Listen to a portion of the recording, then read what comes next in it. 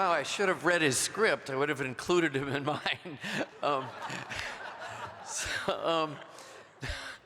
Ron, thank you so much for that great introduction, and I didn't know you were going to tell that story, and it is touching. And when I met Ron, he had this halo about him of goodness, and I just knew he was that person. So that was, and I had no idea he could even direct movies that would then later become Oscar-winning movies. So thanks a lot, Ron. Thank you, Dean Daly, fellow board members, faculty, and staff for inviting me to join you in celebrating these wonderful people who will be forever known as the Cinematic Arts Class of 2023.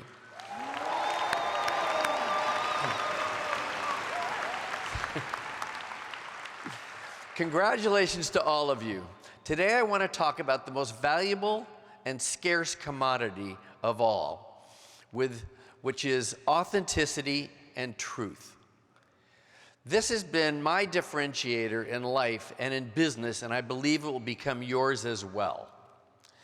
We live in a world that is full of fake news, filters that manipulate our features, ChatGPT, DALL-E, and many other different sources of news that you would distrust. How do you navigate this world?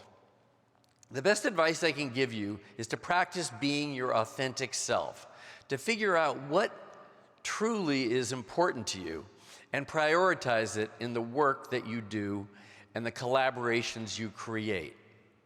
Authenticity and daring, sprinkled together with a little imagination and creativity, should become your divining rod. I promise you that if you operate out of an authentic self, you will become this will become your competitive advantage in this creative space. As a kid, I was not the greatest of students. My parents were stunned to see that I would get straight Fs continually. I mean, literally straight Fs. It turned out I had very acute dyslexia and had great difficulty reading and doing math. My grandmother, however, Grandma Sonia, about this tall,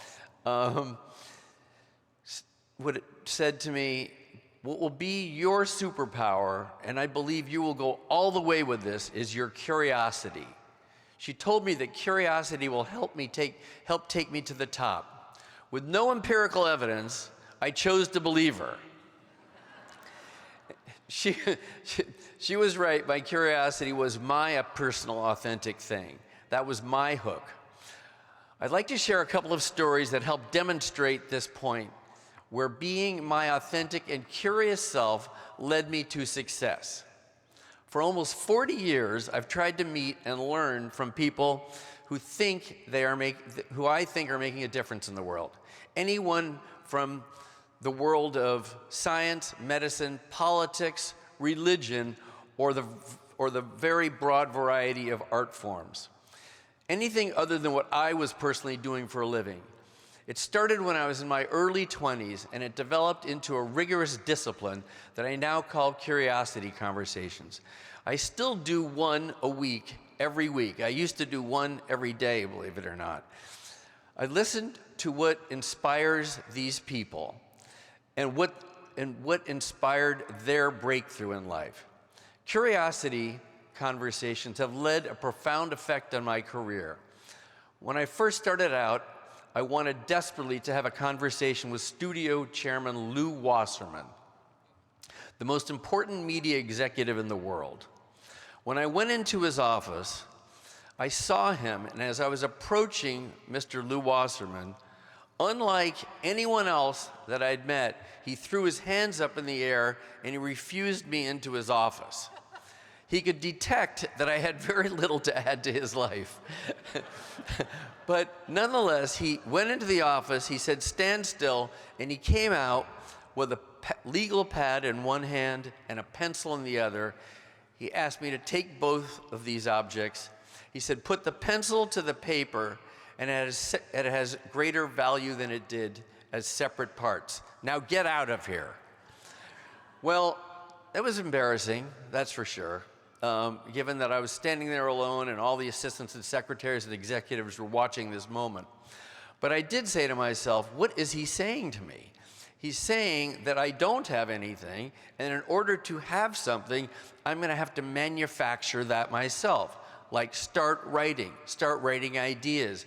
And I sort of industrialized that for myself, and it became something that got me into becoming a producer. So it was hugely successful.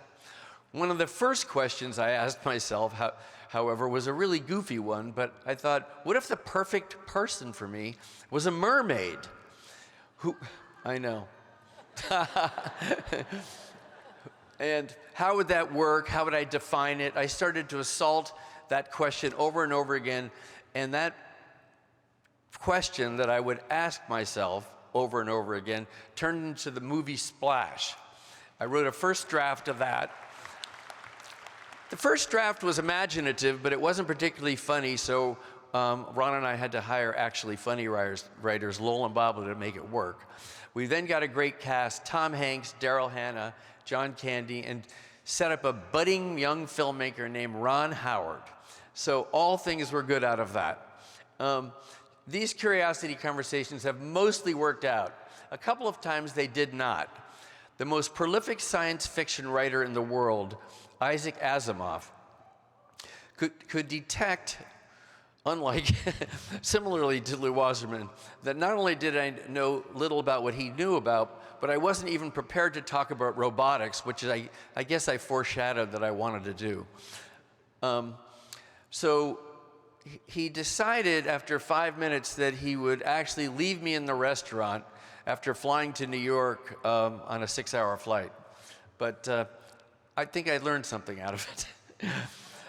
What I also learned was each one of these experiences and conversations that I had with any person and the experience that it was produced out of it, to me, became a dot in a greater constellation of dots that would lead to a galaxy of ideas and oftentimes intersected with one another and often creating something that could be quite profound. Failures have led to important things in my life. I was cut from high school football in front of 250 kids. In the 10 seconds that approached the moment where I was to say my status and my coach was to say, cut, that moment of pain from being a human being to no longer a human being inspired the movie and television show Friday Night Lights. Without that, it would have never happened. Thank you. These real moments and conversations sometimes have the greatest values, and sometimes my curiosity conversations have led me to meeting people who existed in worlds that I didn't know anything at all about. The first was Veronica de Negre, a torture victim in Chile in 1985. I asked her how she managed to survive her torture. She told me that to protect her sanity, she had to create a make-believe world that she could escape to. My conversation with Veronica de Negre about her journey ignited the premise that helped the movie A Beautiful Mind become one of the most successful films we had made. The movie got us sucked into Nash's inner mind and make-believe world comprised of dangerous assignments with Russian agents. We ended up with a dramatic thriller that won an Academy Award for Best Picture, as well as Best Director for my friend Ron Howard.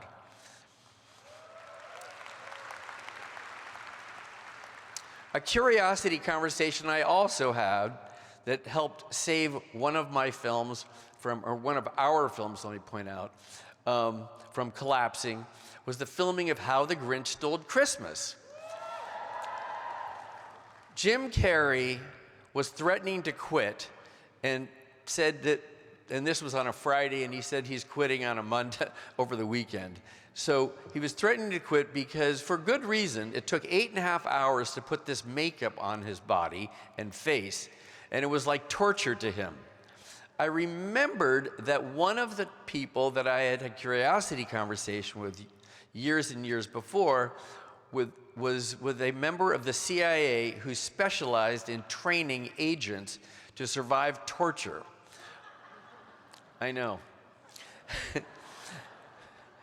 So I spoke to Jim and I said, please just give us the weekend and spend time with this man.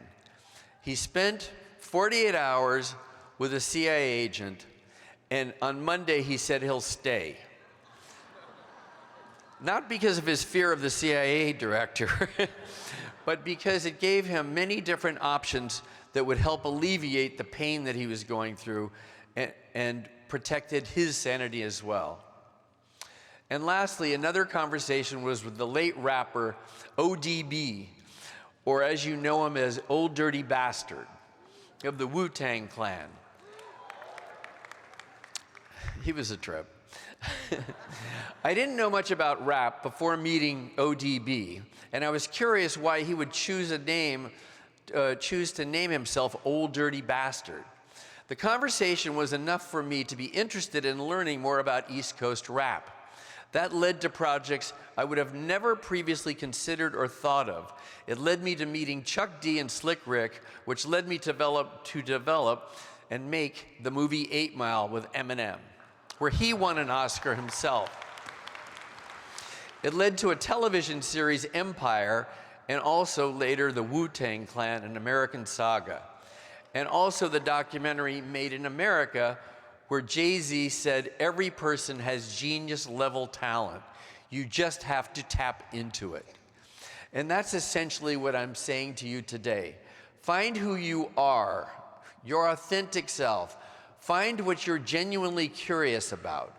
Find your authenticity and tap into it. You're going out into the world to use what you've learned here at USC to become a huge success, which you will. And you're going to get very, very busy quickly, because the perception of our industry is that you have to hustle and be a hustler. Well, that's also true. However, I caution you to take advantage of every moment, including this one. Slow down. Be present. Don't get distracted. Don't look for distractions. See past the fakery. Navigate reality. You're going to gain more that will contribute to a successful life if you pay attention.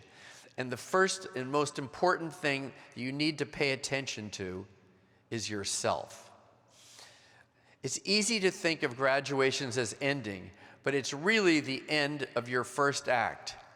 And in movies, that means there's something amazing to come in the upcoming acts. I will leave you with a few questions to ask yourselves. Just what are you curious about? Who is your authentic self, your soul? How will you use that to create incredible art? I want to thank you for having me. Thank you. I wish you all the very best, and God bless you.